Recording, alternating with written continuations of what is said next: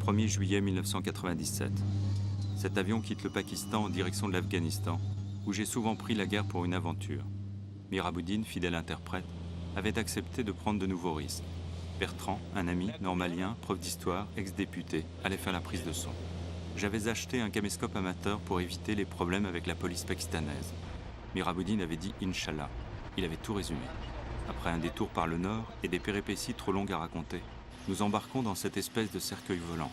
Seul moyen d'atteindre le dernier bastion de la résistance de Massoud, la vallée du Panjshir.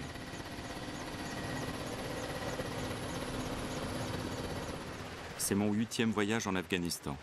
Je m'étais pourtant promis de ne jamais y revenir, mais j'ai trop rêvé de ce pays en paix et trop admiré Massoud pour me résigner à lire dans les journaux qu'il était perdu, encerclé par les talibans.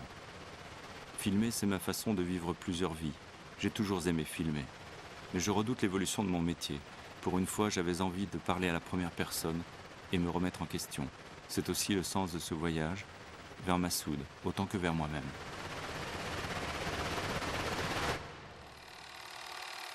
L'Afghanistan, pour moi, ça a d'abord été ça. 16, 17, 18 heures de marche par jour pendant des semaines. 1000 km à pied à travers l'Hindoukouche. Sur les sentiers, un fil sombre nous guidait. C'était le sang des chevaux qui se blessaient sur les pierres. Avec cette caravane qui convoyait des armes pour Massoud et un groupe de médecins français, nous étions passés par le nord du Pakistan et avions franchi clandestinement la frontière interdite.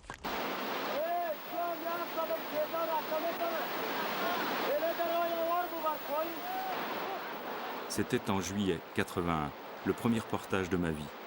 Nous tournions avec une caméra amateur Super 8. Mon complice d'alors s'appelait Jérôme Bonny. Shah Mansour, un des moudjahidines de ce groupe, vient d'être victime d'une bombe antipersonnelle.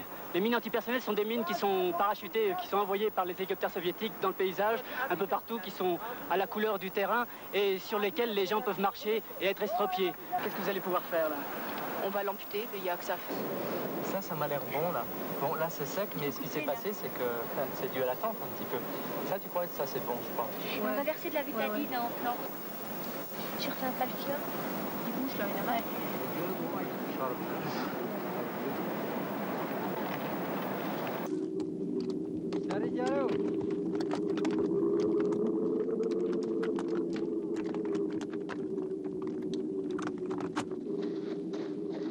C'était dangereux.